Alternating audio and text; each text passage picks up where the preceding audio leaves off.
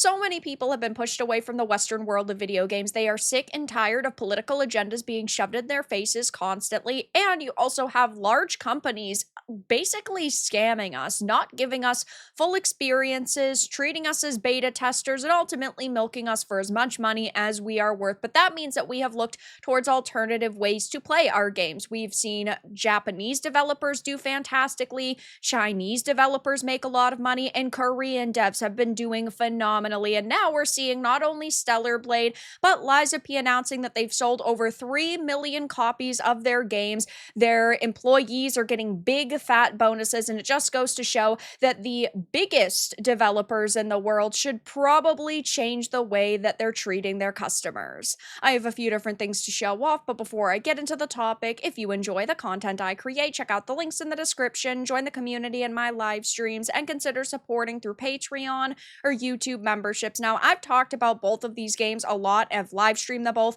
I love them so much. Stellar Blade, I have live streamed 3 times at this point, when the PS5 version came out, when the boss challenge came out, and a new game plus run, and then I, of course, just recently streamed the PC launch. Plus, with Lies of P, I had streamed it when it originally released, and I'm going through my new playthrough to get to the DLC. Both really fantastic experiences that I highly recommend. Lies of P is the closest game we've gotten to a Bloodborne, and I don't think that we're ever going to get a Bloodborne sequel or a remake or a demake, anything in regards to that universe, unfortunately. And Stellar Blade, we know that we're getting a sequel, which is really freaking cool. And of course, the modding scene is popping for Stellar Blade at this point. But of course, the Access Media has tried to paint that game as being just a gooner fest and being, jerk slop.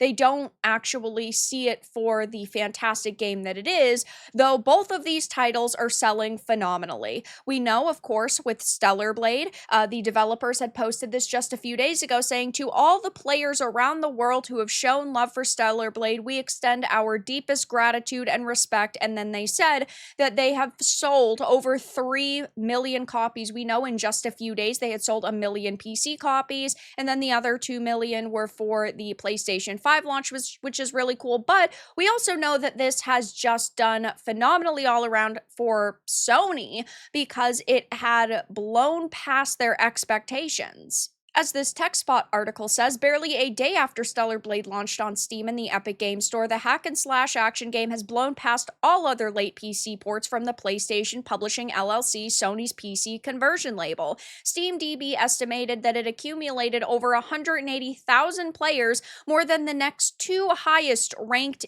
games combined.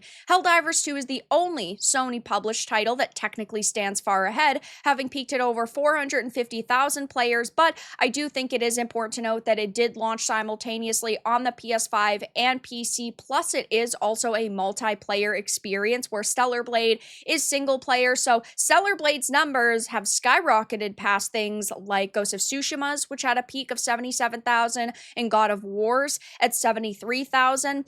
It also, of course, has done better than like Returnal and The Last of Us Part 2, and it's also currently the second best-selling game on Steam, ahead of Counter-Strike 2, and behind another new release, Dune Awakening, which, yes, is a multiplayer game, so of course that really makes sense, but that is still really cool to see. I've been talking a lot about the way that the media has been painting this game and how it's like gooner slop, which I think is ridiculous. It is a fantastic experience all around, and of course, if you enjoyed the game on PS5, or if you're looking to give it a shot, you also can get an enhanced experiences with mods, which is really cool. But we also know that it's not the only game that's doing well, because Lies of P, a game from another Korean studio, has now sold over 3 million copies, and this truly is a standout experience to me. The soundtrack is very similar to Expedition 33. The gameplay is comparable to something like Bloodborne. The atmosphere and the world is so well crafted. It's got such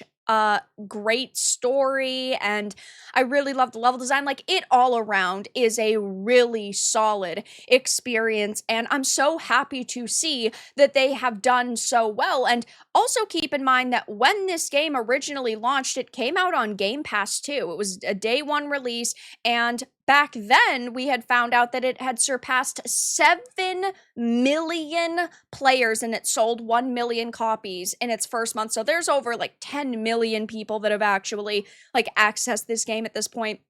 This is what is nice about developers and studios just being transparent, because when we hear, oh, Assassin's Creed Shadows engaged 5 million people, well, we never know how many copies that were actually sold. In this case, we know that there was 7 million players, and at that point, 1 million of that was actually sales. And of course, now it's over 3 million. I would assume that when it was still on Game Pass, it got higher numbers than this, but it's not on the platform anymore, though that is still really nice. And to top all of that off, all of these developers that work at these studios are getting big, fat bonuses, which is also the opposite of the Western video game industry.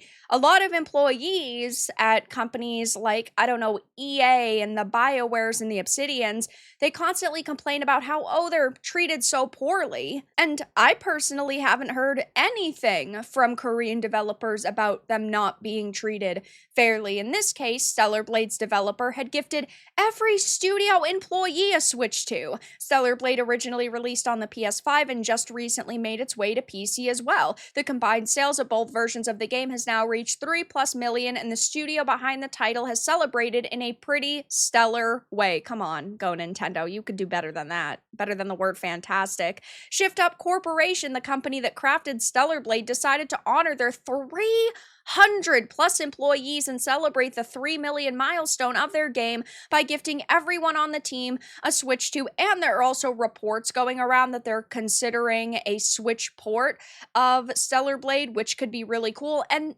with the Lies of P, the devs got a bonus, a paid holiday, and Switch 2 consoles for hitting the sales milestones.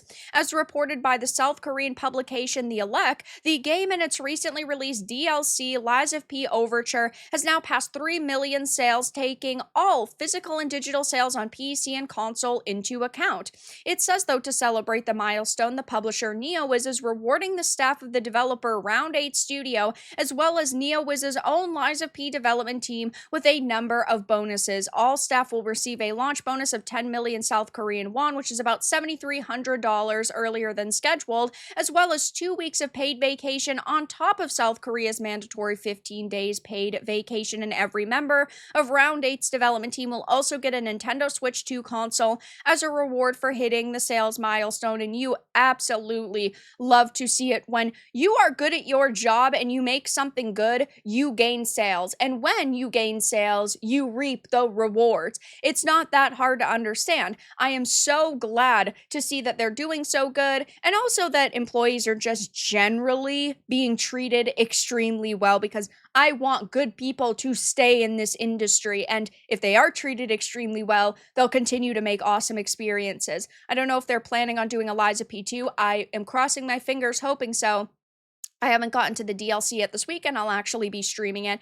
And of course, with Stellar Blade, we know that they're making a sequel, but this is just a drastic difference from Western developers that are, of course, constantly getting raked across the coals by employees who say they're treated very properly, but also in terms of the content they are creating. Sure, there are phenomenal games that release every single year, even from Western devs, but a lot of the time they drop the ball. They're predatorily monetized, they are low-quality experiences, they treat gamers like beta testers, and then, of course, walking wallets, and we're just not getting games that are worth the price. And in this case, we certainly are. So if you haven't played either of these, I do highly recommend them. But yeah, at this point in time, we're hearing Korean developers getting another big fat win under their belts. But that's all that I really had to discuss in this video. Let everyone know your thoughts in the comments below. If you enjoyed this, give it a like, and if you didn't, give it a dislike. I appreciate your support either way, but I'll talk to you all again in the next video really soon.